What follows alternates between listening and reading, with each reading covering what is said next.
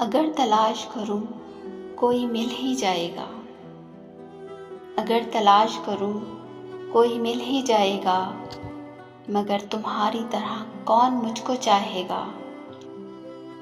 तुम्हें ज़रूर कोई चाहतों से देखेगा।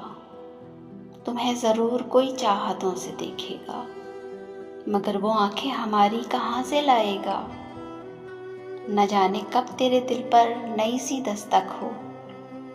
न जाने कब तेरे दिल पर नई सी दस्तक हो। मकान खाली हुआ है तो कोई आएगा। मैं अपनी राह में दीवार बन के बैठा हूँ। मैं अपनी राह में दीवार बन के बैठा हूँ। अगर वो आया तो किस रास्ते से आएगा। अगर वो आया तो किस रास्ते से आएगा। तुम्हारे साथ ये मौसम फरिश्तों जैसा है।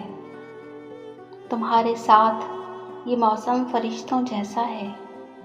तुम्हारे बाद ये मौसम बहुत सताएगा। तुम्हारे बाद ये मौसम बहुत सताएगा। इस बेहतरीन से कलाम के शायर थे बशीर बदर। मज़ीद अच्छे कलाम सुनने के लिए हमारे चैनल को लाइक शेयर एंड सब्सक्राइब ज़रूर कीजिए। कमेंट्स में अपनी राय का इज़हार ज़रूर कीजिएगा। मिलते हैं किसी और अच्छी सी वीडियो के साथ। इजाज़त दीजिए। अल्लाह हाफ़िज़।